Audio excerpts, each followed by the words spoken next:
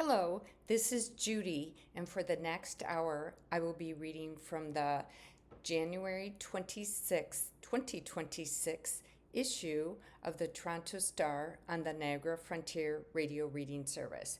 I will do my best to pronounce all words and names correctly, yet please forgive me if I do not. And our first article today, the title is Did Toronto Break a Snowfall Record? Here's where Sunday's storm hit the hardest in Ontario. Toronto has kept weather records since in the 1840s. It has never seen a month like this. Sunday's storm delivered 46.2 centimeters of snow in 24 hours. Unofficial snowfall tallies for downtown Toronto put the number at 56 centimeters, according to the Weather Network. And this article is written by Mark Coley, Colley, who is a staff reporter. The front page of the Toronto Star read in big underlined letters, "The Big Snow."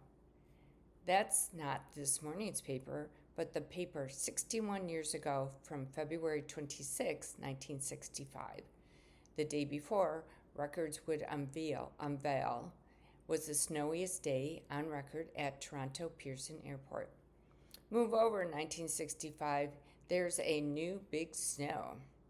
Sunday's cataclysmic dump at Pearson set a new record for the snowiest day there on record and made this January the snowiest month in nearly 200 years of recorded weather data in Toronto, according to Environment Canada.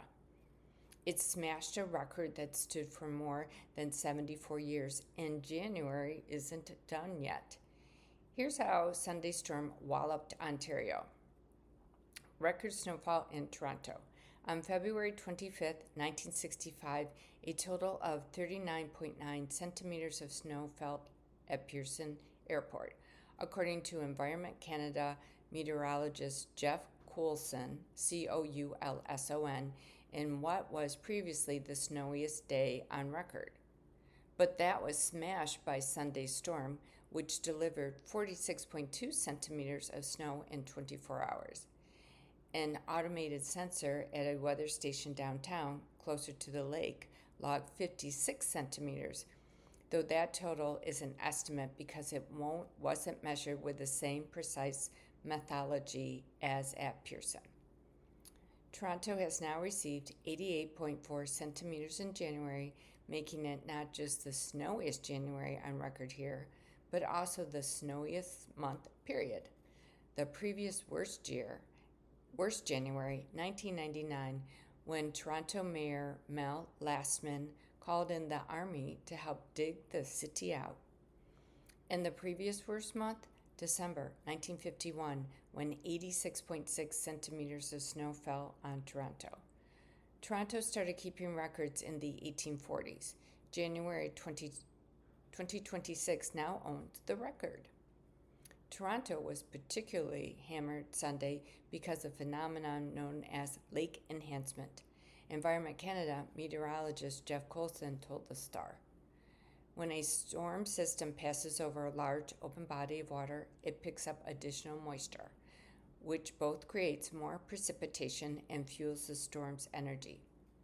Lake Ontario is currently 75% ice-free, and the direction Sunday's storm blew brought this lake-enhanced snow directly over Toronto, Coulson added. There was a general snowfall from Windsor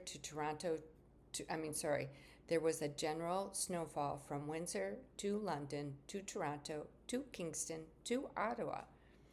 But because of the east wind off Lake Ontario, parts of the greater Toronto area got even more moisture from this system and ended up with huge snowfall amounts, record-breaking amounts, Coulson said. This phenomenon can create different snowfall depths over different parts of the city. Hamilton hit hard, but not so much. Hamilton received between 20 to 25 centimeters of snow, enough for McMaster University to close its campus and cancel all in-person classes. London gets 17 centimeters. According to the Weather Network, London got hit with 17 centimeters. The city avoided the worst of the storm, unlike Toronto, where the lake increased the total snowfall. Storm continues in Kingston, Ottawa today. The full brunt of the storm hit Ottawa later than Toronto, with only 9 centimeters falling on the city Sunday. More was expected Monday, though, up to 15 centimeters, according to Environment Canada, which issued a yellow warning. The same was the case in Kingston, which was forecast to receive somewhere between 15 to 25 centimeters. And this article is written with files from Kate Allen, and Mark Coley is a Toronto-based general assignment reporter for The Star. You can reach him via email mcolley@thestar.ca. This next article is under federal politics, and the title is Mark Carney is boosting GST rebate. Here's what you should know. As the Star first reported, Carney is boosting this year's GST rebate by 50% and boosting the benefit for the next 4 years by 25%. And there's a picture of Mr. Carney in front of some fruits and vegetables, and the caption is, Prime Minister Mark Carney is seen during an event at a grocery store in Ottawa on January 26, 2026. And this photo was taken by Adrian Wild of the Canadian Press. And this article is written by Ryan Tumilty, Tumilty, of the Ottawa Bureau. Ottawa. Prime Minister Mark Carney unveiled a nearly $10 billion expansion of the country's GST benefit Monday, calling it a bridge for Canadians struggling with high food prices. As the Star first reported, Carney is boosting this year's GST rebate by 50% and boosting the benefits for the next 4 years by 25%. Speaking as MPs returned to the House of Commons, Carney said the money would help Canadians as the government works more broadly to transform the economy. In quotes, our responsibility is to help bridge people through this moment. We need to provide the bridge to people while our broader plan takes hold, Carney said at an Ottawa produce market. Here's what you need to know. Question, how much will I get? The GST rebate is an existing program that pays out quarterly to low or modest income Canadians. The boosted payment means a family of 4 will get about $1,890 this year, up from the $1,086 they would have otherwise received. That additional money will come no later than June of this year, provided the Liberals can get the boosted payments through the minority House of Commons. There is only one remaining quarterly payment this year, so the additional money will come in that April payment or in an additional check sometime before June. Beginning in July, the average family of 4 will receive $1,400 per year, a 25% boost that will remain in place for the next 4 years. Question, am I eligible? The Liberals estimated that 12.6 million people will be eligible for the expanded benefit. The benefit is available to Canadian residents who file a tax return and meet the low-income cutoffs. For a family of 4, that means a household income of less than $66,841, and for a single person, that is less than $56,181. At his press conference Monday, Carney said this year's payment will cost the government about $3.1 billion, while next year's boost will be $1.3 billion, and the final 3 years of additional payments will cost the government $1.8 billion each year. And Ryan Tumilty is an Ottawa-based reporter covering Parliament Hill. You can reach him at his email at rtumilty@thestar.ca. The next article is titled United States, and the title is A Federal Judge Hears Arguments on Minnesota's Immigration Crackdown After Fatal Shootings. In Minneapolis, a federal judge has begun hearing arguments Monday on whether she should halt, at least temporarily, the immigration crackdown in Minnesota that has led to the fatal shootings of 2 people by government officers. And this article is written by Steve Karnowski, Karnowski, of the Associated Press. Minneapolis. A federal judge began hearing arguments Monday on whether she should halt, at least temporarily, the immigration crackdown in Minnesota that has led to the fatal shootings of 2 people by government officers. The state of Minnesota and the cities of Minneapolis and St. Paul sued the Department of Homeland Security earlier this month, 5 days after Renee Good was shot by an immigration and customs officer. The shooting of Alex Pretty by a Border Patrol officer on Saturday added urgency to the case. In other developments, President Donald Trump has said he had a, in quotes, very good call with Minnesota Governor Walz about the latest Minneapolis shooting and that they are now on a similar wavelength. It was an abrupt shift from Trump, who frequently derides Walz for his actions on immigration issues in Minnesota. During arguments before U.S. District Judge Catherine Menendez, Menendez, lawyers for the state and the Twin Cities argued that the situation on the street is so dire as to require the court to halt the federal government's immigration enforcement actions. In quote, if this is not stopped right here, right now, I don't think anybody who is seriously looking at this problem can have much faith in how our republic is going to go in the future. And this statement was by Minnesota Assistant Attorney General Brian Carter said.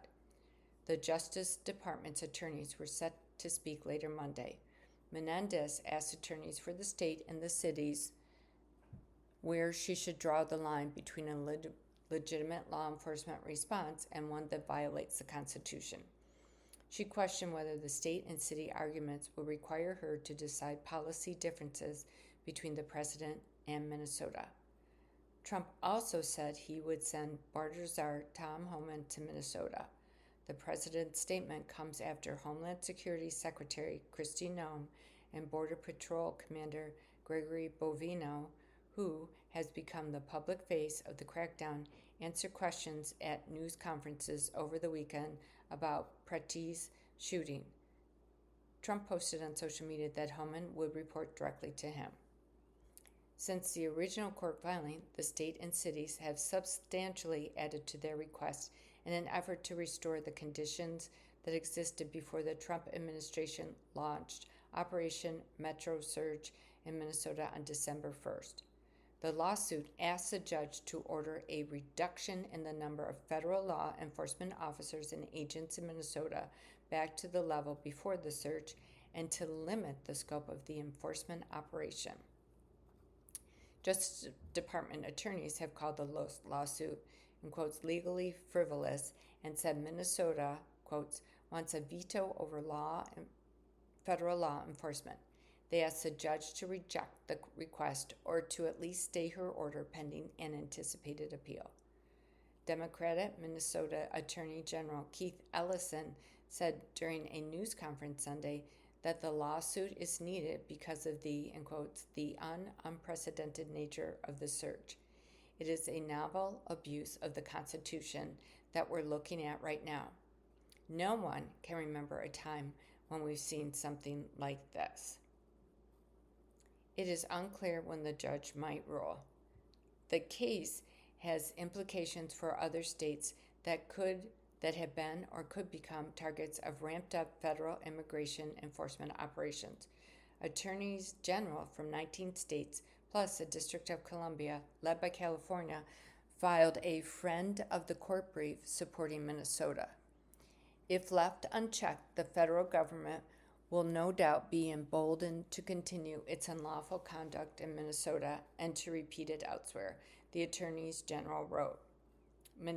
Menendez ruled in a separate case on January 16th that federal officers in Minnesota cannot detain or tear gas peaceful protesters who are not obstructing authorities, including people who follow and observe agents.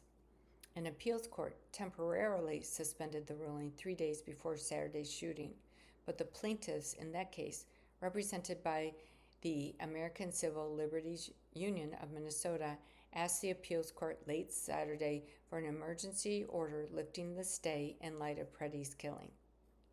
The Justice Department argued in a reply filed Sunday that the stay should remain in place, calling the injunction unworkable and overly broad. In yet another case, a different federal judge, Eric Tostrud, Tostrud, issued an order late Saturday blocking the Trump administration from, in quotes, destroying or altering evidence related to Saturday's shooting.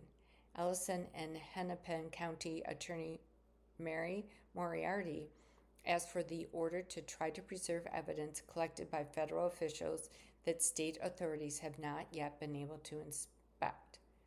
A hearing in that case is scheduled for Monday afternoon in federal court in St. Paul. Quote, the fact that anyone would ever think that an agent of the federal government might even think about doing such a thing was completely unforeseeable only a few weeks ago, Ellison told reporters. But now, this is what we have to do. Associated Press reporter Jack Brooke contributed to this article, and this story has been corrected to show the judge's name is Catherine Menendez, not Kathleen.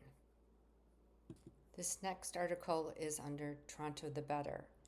Title, She Lunched with Picasso and Produced One of Canada's First AIDS Benefits. Not even a fourth brain tumor can stop Toronto's busiest volunteer. From housing fights to preserving cultural space, Erla Gannon, Erella-Ganon, continues hands-on advocacy that has helped shape Toronto for 4 decades. And this article is written by Savannah Ridley, Ridley, who is a staff reporter. Erella Gannon believes she has said yes more than any other word. This approach to life has taken her to places ranging from a lunch with Picasso to hosting the Talking Heads' David Byrne whenever he's in town. It has also made her one of the city's most active volunteers, a pursuit she maintains while living with her fourth brain tumor. Seated in the Arboresque Cafe, a neighborhood spot on College Street whose GoFundMe campaign she helped spread after it was vandalized in 2023, Gannon discusses her latest projects between sips of cardamom latte and re-applications of ruby lipstick. Gannon is a foundational figure in Toronto's cultural history, the woman who produced one of Canada's first AIDS benefits and helped set the stage for Kesey House. Now, as the city grapples with a modern affordability crisis, she is once again at the center of the fray. As part of our Toronto the Better series, we look at how Gannon is helping shape the city's future through housing and arts advocacy, refusing to let her diagnosis get in the way. Looking at my schedule, for someone who doesn't earn any money, I'm really busy, she laughed. That schedule is always split between immediate neighborhood needs and long-term systemic change. At the time, on the local level, the program in which she mentors young urban planners on building spaces that cultivate community was about to wrap up. She also managed social media for the city program $7 multi-course park dinners, which wrapped up before the holidays. However, the community-run potluck dinners, for which she cooks both meat-inclusive and vegetarian meals, will continue filling neighborhood bellies year-round. But Gannon's influence also extends into the city's permanent landscape. She has been steadfast in attending town hall meetings for the future of the historic former post office building at 1117 Queen Street West, and sits on the board as a founding member of Build a Better Bloor Dufferin, which is BLOORDUFFERIN, or the BBBD, a group of area residents and businesses who mobilize to exact change. One such initiative to come from the BBBD was their battle against the Real Estate Investment Trust, Paramus, managing the proposed Dufferin Mall redevelopment. Announced in 2019, the plan included luxury condo towers. After over a year of town halls, petitions, and protests, including one demonstration at the mall's entrance that involved a towering, gaping mouth puppet with the dollar sign top hat. BBBD reached an agreement with Primaris to preserve over 10% of the building's residences for affordable housing in 2021. That win set a precedent she is now carrying into the art scene. Gannon is also a founding member of the Community Cultural Spaces Trust, a volunteer organization that aims to combat the affordability crisis in the arts by acquiring property to lease to artists for cheap. Last January, the organization purchased 2 units in the multi-use Young Place building in the city's West End, the first ever held community space purchased by a cultural land trust in the country. These groundbreaking initiatives follow a long history of trailblazing. On October 21, 1986, at the Theatre Pas Murrell, Murraille, as AIDS entered the general public consciousness, and even before the iconic group ACT UP, ACTUP, was founded, Gannon, who then went by the name Urella Vent, produced one of Canada's first AIDS benefits. The fundraising event was for her dear friend afflicted with a disease, textile artist and designer Tim Jocelyn. Gannon, with her extensive circle of friends cultivated as a cultural figurehead during Queen Street's West heyday as Toronto's artistic heartbeat, helped to curate the benefits lineup of performers, including the Clinchettes, the Toronto-based pioneering trio of punk feminist performance art. Gannon's nearly lifelong friend, Micah Barnes, singer-songwriter formerly of the Capella Quartet, the Nylons, was also included in the benefits lineup. He remembers the buzz between the artists up in the theater's balcony, engulfed with the potent love in the air, chomping at the bit to get on stage and do their part. It was a very deep experience for me, he said. There was an overwhelming sense of support at a time when society was still blaming victims for having contracted a disease. Gannon will be recognized for the Ooga Booga benefit, named after one of Jocelyn's prominent collections at the 2023 POZ-TO Awards, an annual event highlighting prominent figures and their work around the illness. However, the idea of being first and any accolades that may follow had no place in Gannon's motivation. In fact, she didn't even know that she was a trailblazer until 6 years later. Gannon simply saw her friend struggling to cope both physically and financially and did what she could to try and alleviate some of his burden. When I tell people that I was the producer of Canada's first AIDS benefit, they don't believe me. But at the time, no one had ever heard of AIDS, Gannon said. The Ooga Booga benefit raised $31,000, roughly equivalent to $92,000 today. Some of that money was put towards the creation of Canada's first ever medical facility to specialize in AIDS care, Casey House. Jocelyn is understood in the community to be the first person in the scene to have their life taken by the disease. The creation of Casey House would care for all of the beautiful minds lost to AIDS that came after him, care that continues to this day on Isabella Street. Barnes spent his last week with his partner, Renee Highway, who was an Indigenous dancer, choreographer, and brother to playwright Thompson Highway.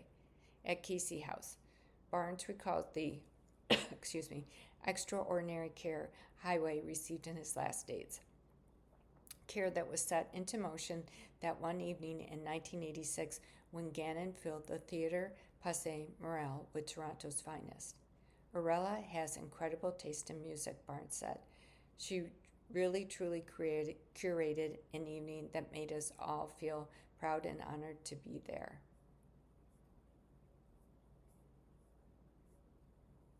Gannon's ability to locate solutions is a force that not even a brain tumor could halt. 4 of them have tried. Over the years, Gannon has undergone several surgeries to remove atypical masses of tissue, one of which resided on her jugular vein. The current accumulation of abnormal cells sits within the sella truncula, TURCICA, at the base of the skull, causing Cushing's disease.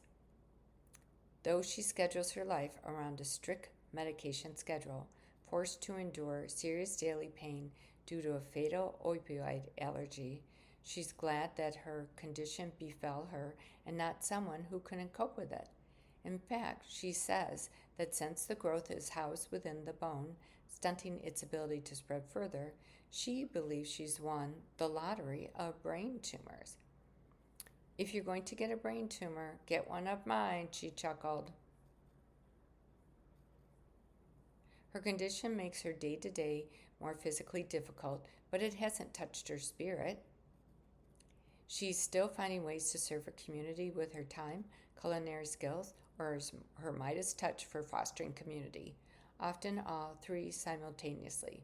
For Gannon, it's much easier to do something than to do nothing. She lets the momentum of her projects and her friendships propel her forward. Andy Fabo, Fabo, a Toronto-based activist and acclaimed artist, said that he admires Gannon's energy and her ability to fit multiple days' work into just 24 hours. "She deserves a spotlight on her," he said. In a time of increased isolation, Gannon tries to bring people together as much as she can. She doesn't second-guess herself, she just does. Her advice to folks feeling lonely, dreaming about how their lives could be better, or wondering how to get their own ball rolling towards change: start. Just start. Savannah Ridley is a staff reporter with the Star, Toronto Star. She can be reached at her email, which is sridley@thestar.ca. You are listening to a reading of articles and features from the Toronto Star on the Niagara Frontier Radio Reading Service. Here's our next article. It's under GTA. Olivia Chow's 2026 budget has gone through weeks of debate and public input. Here's where she's being asked to spend more money. Council's Budget Committee wrapped up deliberations on this year's spending plan on Friday, allowing 2 weeks of meetings and public presentations. And this article is written by Ben Spurr, SPURR, City Hall Bureau Chief. Mayor Olivia Chow is being asked to boost funding for Toronto's downtown east side and give small business owners a bigger tax break as she finalizes the city's 2026 budget. Council's Budget Committee wrapped up deliberations on this year's spending plan on Friday, following 2 weeks of meetings and public presentations. The committee, made up of Chow appointees, didn't recommend any major changes to the initial draft of the spending plan that the mayor and staff launched on January 8th. As the Star has previously reported, the proposed election year budget is made up of an $18.9 billion operating budget and a 10-year $63 billion capital plan, underpinned by a lower than expected residential property tax increase of 2.2%. However, the committee did recommend the mayor look for ways to increase funding for safe communities, including enhancements to the Downtown East Action Plan and opportunities for youth. It also recommended a greater reduction to the municipal tax rate for small businesses. About 28,000 small businesses already pay 15% less than other taxpayers in the commercial class, but the committee recommended increasing that to 20%. In addition, the committee urged the mayor to ask other levels of government to continue funding youth violence prevention programs, and in preparation for next year's budget, work with the city manager to find money to refresh Mel Lastman Square, boost transit ridership, and establish an intimate partner violence secretariat, including other initiatives. Budget Chair Council Shelley Carroll, Don Valley North, called the recommendations a good, concise piece of advice to the mayor. Committee member Councilman Chris Moise, M-O-I-S-E, of the Toronto Centre, voiced support for more funding for the Downtown East Plan, which brings together different organizations to address issues related to poverty, homelessness, drug use, and mental health in the core. It targets Moses Ward in an area bounded by Bloor Street, Front Street, Bay Street, and the Don Valley Parkway. From January to July last year, partner organizations under the plan helped vulnerable residents 4,200 times and collected more than 47,000 needles and other harm reduction supplies, according to the city. We want people to keep coming here in the downtown core, said Moise, but we cannot do that if people are feeling unsafe and our streets are not clean. Speaking to reporters Friday, Chow signaled she was open to the Budget Committee's recommendations. She said small businesses are the #1 job creator in the city, and giving them a bigger tax break makes sense. Street outreach teams are working in the downtown east, have been doing good work, and we want to continue that, she said. Chow's office confirmed there would be an additional $540,000 in the budget for the action plan. The city's social development division has previously said it would set aside about $1.5 million a year for the initiative. There's expected to be $2 million in as yet unallocated funding for council to put towards its chosen priorities. Under Toronto's strong mayor legislation, Chow must formally present her version of the budget by February 1st. She's expected to do so late next week. Council will consider the spending plan at its special meeting on February the 10th. And Ben Spur is the STARS City Hall Bureau Chief. You can reach him at email at bspurr@the star.ca. Next article is about the Raptors, and the title is Raptors versus Thunder. Barnes, Quickly, and company take down league's best while winning 4 straight on the road. Quickly's late threes and Barnes' block and rebound lift the Raptors over the Thunder. And this article is written by Doug Smith, who is a sports reporter. At the end of the season's longest road trip, a grinding trek that would finish with a winning record regardless of Sunday's outcome, and on a cold and wintry day against the NBA's defending champions, it might have been understandable had the Raptors mailed in a game. It is not, however, in their nature. Registering their most impressive victory of the season, the Raptors rallied in the final couple of minutes to beat the Oklahoma City Thunder 103-101 on Sunday night. It was Toronto's 4th straight victory, all part of a 5-game road trip, and moved the Raptors back into 3rd place in Eastern Conference ahead of the New York Knicks.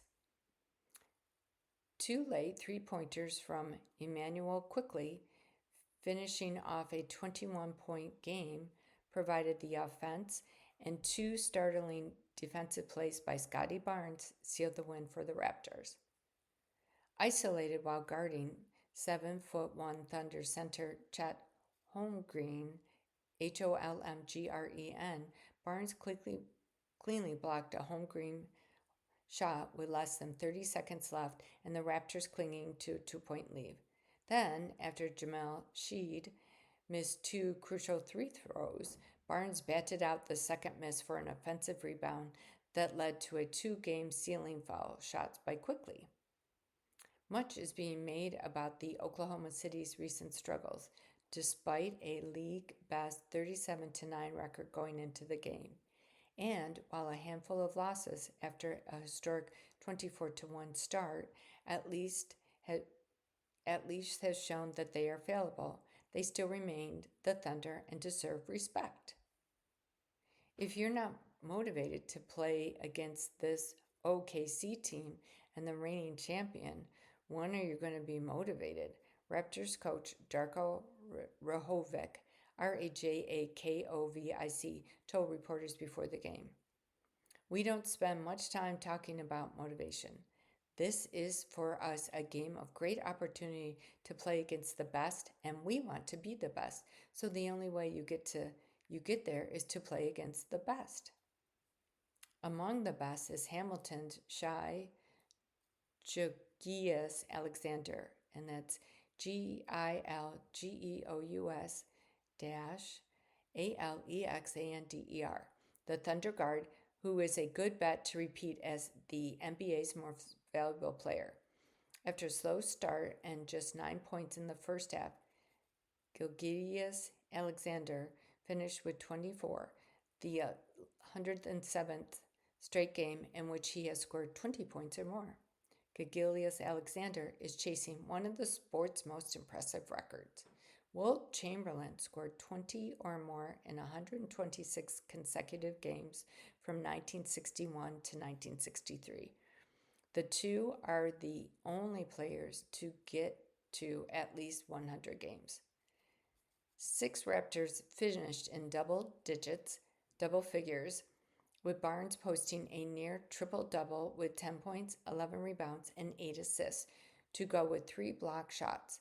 R.J. Barrett had 14 points and Brandon Ingram 13 for Toronto. Easy times. The Raptors have 2 days off before hosting the Knicks on Wednesday, and that's an unusual break for them. Toronto hasn't had a 2-day break since January 1st and 2nd. The schedule is turning in their favor, though. The Raptors play 6 of their next 7 games at home and have 2-day breaks 3 times, February 2nd and 3rd, February 6th and 7th, and February 9th to 10th before All-Star Weekend. Banged up, the Raptors were missing Colin Murray Boyle's thumb and Jakob Poeltl, Poeltl, back, but they still went into the game the healthier of the teams. The Thunder were missing big man Isaiah Hartenstein, Hartenstein, second-year substitute A.J. Mitchell, and defensive stalwart Alex Caruso. Missing 3 of their top 8 rotation players has been testing their depth. Speaking for myself and the guys who are playing extra, you've just got to take advantage of your opportunity. So far, for the most part, we're doing that. Thunder forward Kenrich Williams told reporters. Weather woes. The NBA was dealing with the impact of a major snowstorm that hampered most of the eastern half of the United States and ended up postponing games in Milwaukee and Memphis on Sunday. And the Raptors and Thunder managed to get their game in. The storm dumped about 24 centimeters in Oklahoma City in a 24-hour period from Saturday to Sunday, but it had abated by game time. The Raptors were able to adjust their departure from Portland on Saturday morning to land in Oklahoma during a break in the blizzard and were expected to get back to Toronto overnight when the storm here has ended. And Doug Smith is a sports reporter based in Toronto. This next article is in the Canada section, and the title is Canadian Veterans Outraged by Trump's NATO Comments. A great deal of disrespect. A Canadian veteran said U.S. President Donald Trump's recent remarks about the contribution of NATO soldiers in Afghanistan show a great deal of disrespect towards those killed while fighting. And there's a picture of an officer, and it's Canadian veteran Matthew Luoff, Luloff, shown in this handout photo, said he and other Canadian soldiers fought face-to-face with the Taliban nearly every single day for 8 months in the war in Afghanistan in 2008.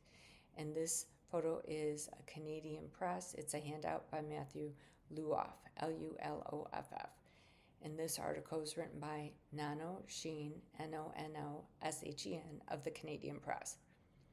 A Canadian veteran said U.S. President Donald Trump's recent remarks about the contribution of NATO soldiers in Afghanistan show a great deal of disrespect towards those killed while fighting. In an interview with Fox News on Thursday, Trump described NATO partners' role in Afghanistan as small, saying that we never needed them, we have never really asked anything of them, adding that They stayed a little back, a little off the front lines. Matthew Luoff was livid after hearing Trump's comments. The former soldier was stationed in a combat outpost that was, in quotes, on the front line of the war against the Taliban in Kandahar, Kandahar province, one of the most dangerous regions in the Afghan conflict. I was diagnosed with post-traumatic stress injury and hearing loss in 2009, and so that's when I left the Army. But I do not regret serving, and I do not regret standing up for what was right in 2008, Luoff said. And to hear President Trump describe the role that we played as being a little bit behind the front lines is incredibly discouraging and really shows a great deal of disrespect towards my friends that were injured and my friends that were killed, said veteran Luoff, who spent 8 months in 2008 serving in Afghanistan. Canada and other NATO allies joined the U.S. in Afghanistan after the country invoked Article 5 of the alliance following the September 11th terror attacks. Article 5 states that an attack on one member nation is an attack on all. Defense Minister David McGuinty said that Canadians will never forget the sacrifices their troops have made for Americans and the NATO alliance in Afghanistan. We joined the Americans and other NATO allies on the day operations were launched in Afghanistan, McGuinty told the media Saturday, reading out a statement on Parliament Hill. Luoff, who is now an Ottawa City Councillor, said he and other Canadian soldiers fought face-to-face with the Taliban nearly every single day for 8 months during the Afghan war. For 8 months, we would wake up in the morning and get attacked. They would shoot rocket-propelled grenades and mortars at us. Those bombs would go off inside our base, Luoff said. But he said these attacks didn't intimidate them at all. We were the front line and oftentimes fighting soldier to soldier with our NATO partners, Luoff said. From 2001 to 2014, more than 40,000 Canadian Armed Forces members served in Afghanistan as part of the NATO International Security Assistance Force, making it the largest Canadian military deployment since the Second World War. During the war, 158 Canadian soldiers were killed while supporting the United States, while thousands more were injured. Canadian veteran Keenan Geiger from Calgary served in Afghanistan between October 2009 and May 2010. Geiger said he has been pretty desensitized to Trump's remark. He said Trump would say whatever he thinks is most useful in that moment, whether it's an outrageous lie or the truth. So I don't have an emotional reaction to it anymore, but the outrageousness is outlandish. It's not lost on me, Geiger said. He said several American veteran friends sent him apologetic messages following Trump's public remarks, such as, "I'm sorry, this is really embarrassing." On Saturday, Trump posted about the sacrifices made by UK soldiers, but didn't mention other NATO allies who supported the U.S. in Afghanistan. Geiger was 22 when he went to Afghanistan, and he said there were many emotionally charged and tragic things that happened during that period. Geiger said the most unforgettable moments during his service in Afghanistan was when 4 Canadian soldiers and Michelle Lang, a reporter from Calgary Herald, were killed on December 30th, 2009 after the group's vehicle was struck by a roadside bomb in the city of Kandahar. Geiger said the tragedy hit home for him since he knew these soldiers personally. In the military, friends of fallen soldiers would be pallbearers for a ramp ceremony to take the coffin onto the plane. That's how our 2010 started, was placing bodies on a plane, said Geiger, adding that the mercy of time helps him heal from those losses. Looking back to those days in Afghanistan, Geiger said he felt it was a very rare and very exclusive experience that you can't pay money to replicate. It's a very limited time where you have an opportunity to serve your country, go somewhere overseas to do something that you believe in, and that was just like a very special moment for me, Geiger said. Although it has been 18 years since Luof set foot in Afghanistan, he said the memory was still fresh, as if it just happened yesterday.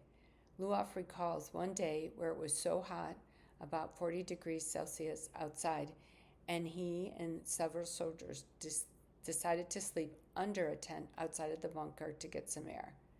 And then a rocket-propelled grenade hit their walls, cut through the tent that they were sleeping in, and landed about a foot over the head of another soldier.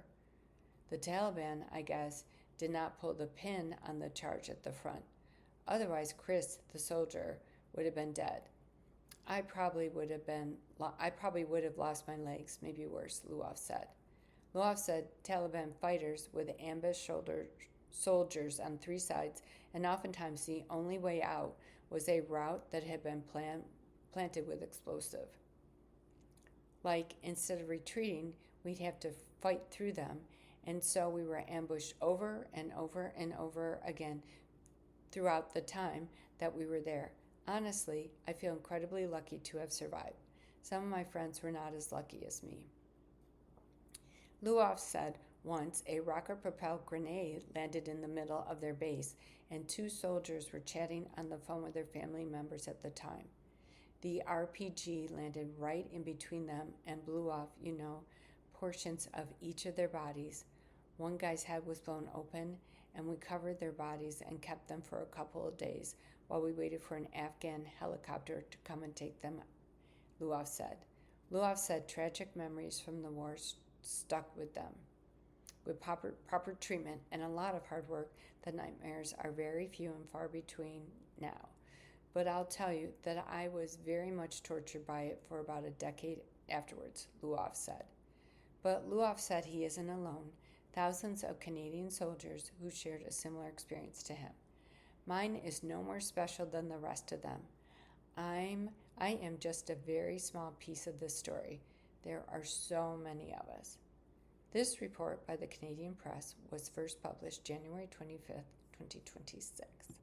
This next article is an opinion article, and the title is I Called My Teachers by Their First Names. It Changed How I Saw the World. And Star Spider, who attended alternative schools in Toronto, knows the benefits that come with referring to teachers by their first names. And it's a picture of Star Spider looking at the camera.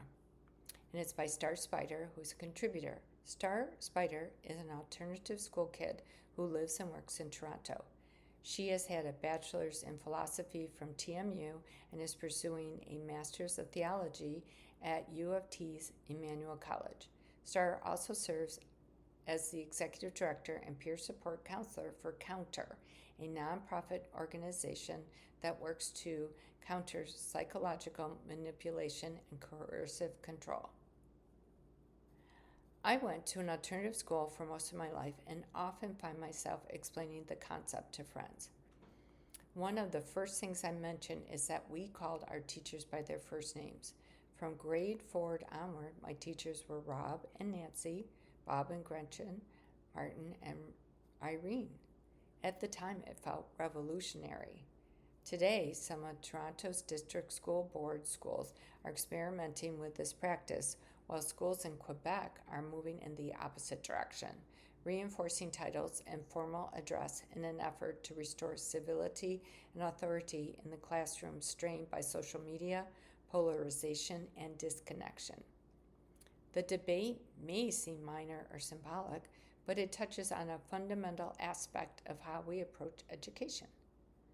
Calling teachers by their first names was only part of my alternative school education, but it was an entry point into a different way of thinking about the world.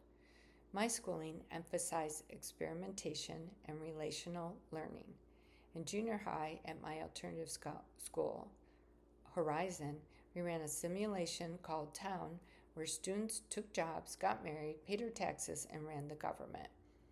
In high school at Inglenook Community High School, I took courses such as Utopian Cities, Philosophy, and Women's Studies. I started a company that hosted raves to raise money for charity.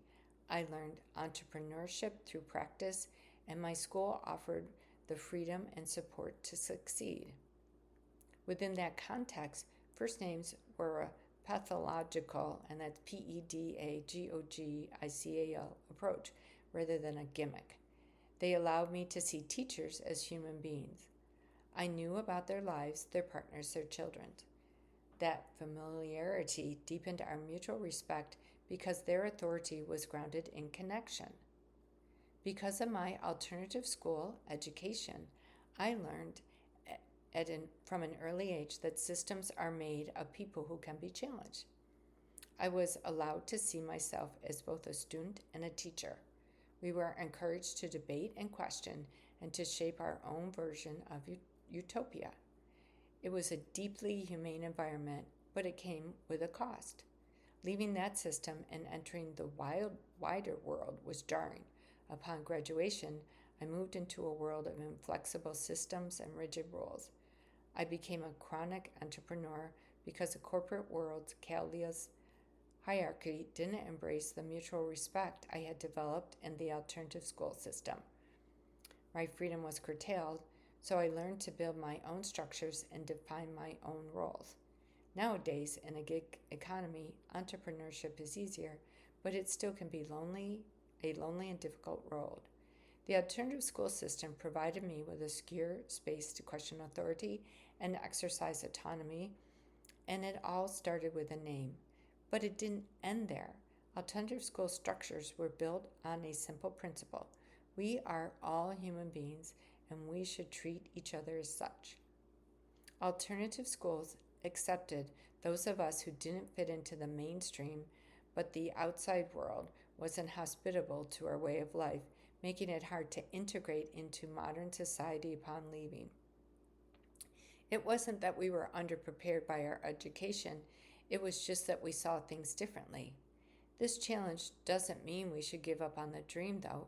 It gives me hope to see the TDSB experimenting with the naming convention as a first step, but we have a long way to go to truly offer students the respect and belonging they deserve.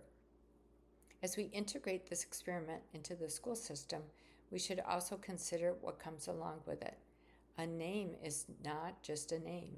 It also needs to bring a deep dedication to the values of collaboration and autonomy. We also need to consider students' lives beyond the school system.